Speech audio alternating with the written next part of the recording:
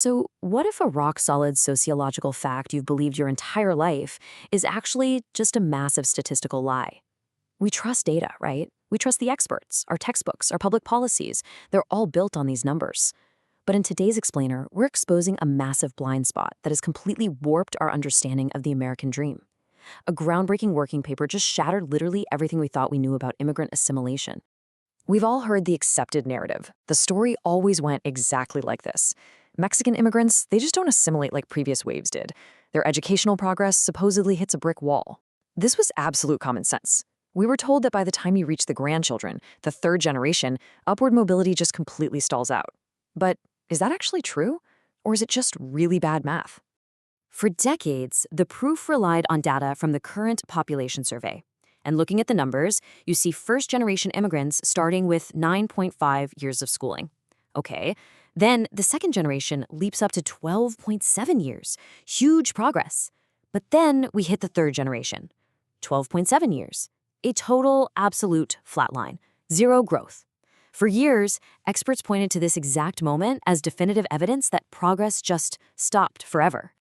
Well, here's the brutal truth. That flatline, it's a complete illusion, a statistical mirage. And today, we're going to tear this entire narrative apart. Now, the numbers themselves aren't fake, but the methodology used to gather them was fundamentally, fatally flawed. Okay, so here is where it all falls apart. It comes down to how we actually measure a generation. Older surveys relied entirely on subjective feelings. They would just ask, hey, do you identify as Hispanic? If you say no, poof, you become a ghost in the data. This creates an absolutely massive sampling bias. The new methodology, though, it's strictly objective. It asks a hard, verifiable fact. Where was your grandfather actually born? Subjective identity versus objective family trees. That single shift changes the entire universe of data. Which leads us directly to the mystery of the vanishing top students. And yeah, I literally mean vanishing. When you rely on those subjective surveys, the most successful people just disappear. Academics like to call this ethnic attrition, but honestly, let's call it what it really is. A success filter. The old system was accidentally filtering all the winners right out of the data. The sheer scale of this illusion is honestly staggering. When researchers finally tracked the actual objective third generation based on birthplaces, they found a massive leak. A full 20% of the true third generation simply do not identify as Hispanic on surveys. That is 1 in 5 people, just gone. They evaporate from the official statistics. And obviously, when a fifth of your population disappears from the dataset, your conclusions are completely wrecked. So who exactly is this vanished 20%? Are they just random dropouts? No way. Absolutely not. This missing group actually has over half a year more schooling than the people who stayed in the data. They have higher incomes, more bachelor's degrees. They are literally the ultimate success stories of the American dream, and the old narrative completely erased them. It turns out, ethnic attrition is highly selective based on your socioeconomic success. Let's walk through how this success filter drastically distorts reality step by step. Step 1. The top students succeed. They go to college, get higher incomes, and intermarry. Step 2. Their kids and grandkids simply stop ticking that subjective ethnic box on surveys. Step 3. Only the less privileged descendants are left in the official data. The survey mathematically punishes success. It filters the winners right out of the average. So no wonder the data flatlined. We were only measuring the people left behind. Enter the National Longitudinal Survey of Youth, 1997. Think of this dataset as the ultimate truth serum. This incredibly rigorous survey actually tracked the birth countries of the respondents' grandparents. It bypasses that whole subjective trap entirely. It captures the complete family tree, regardless of how someone happens to feel about their identity on a given day.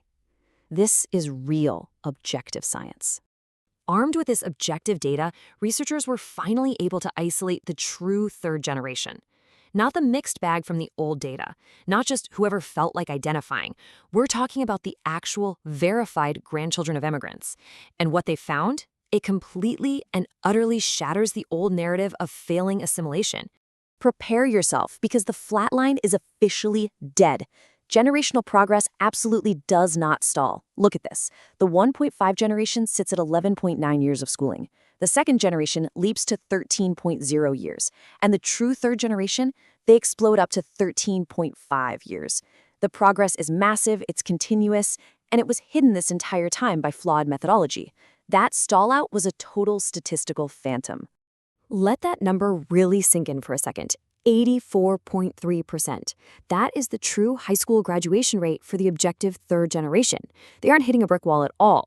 They are succeeding at incredibly high rates. When you actually track the entire family tree, the upward mobility is just undeniable. And to put that into perspective, that 84.3% graduation rate is just a hair below the 86.2% rate for fourth-generation non-Hispanic whites. The achievement gap practically vanishes. The myth of the non-assimilating immigrant is scientifically busted. They're integrating right on schedule, exactly like every wave of immigrants before them. But wait, hold on. The data has one final, genuinely shocking twist. When researchers looked past the third generation to the fourth generation and beyond, the numbers suddenly dropped. Average schooling regressed back down to 12.8 years, and high school graduation rates fell to 68%. Why on earth would the great-grandchildren suddenly do worse than the grandchildren? Are they finally failing? Actually, no. The answer is even more fascinating. The answer isn't about some sudden failure of work ethic or anything like that. It's much deeper. It's about the harsh reality of historical geography. Researchers discovered something called the geographic imprint. Basically, your ancestor's zip code from decades ago still dictates your data today. The fourth generation isn't just the children of the third generation. They are a completely different historical cohort, shaped by entirely different environments. The data reveals a really stark difference in exactly where these different generations planted their roots. The highly successful third generation and the struggling fourth generation didn't just grow up in different times. Their families grew up in completely different places, facing totally different institutional barriers. Let's break down the roots. That booming third generation, 36% of them have deep roots in California. But the struggling fourth-plus generation, only 10% have California roots. A massive 60% of them have roots outside of California and Texas entirely. This distinction is absolutely everything. The historical environments in these regions were radically, fundamentally different. Geography is destiny, folks. The booming third generation benefited massively from California's expanding post-war opportunities and much better educational access. The fourth generation, on the other hand, carries the historical scars of older, much more hostile environments. Think about places with intense institutional segregation before the civil rights era. They aren't failing to assimilate. They are bearing the delayed statistical weight of extreme historical discrimination. So, the grand illusion is finally shattered. Generational progress never actually stopped. It was just hidden from us by flawed survey designs and historical geography. If the established consensus was this wrong about millions of people for this long, simply because of how a survey was worded, it forces us to ask one terrifying question. What other unquestionable facts out there are just statistical illusions? Question the data, question the methodology, and never ever stop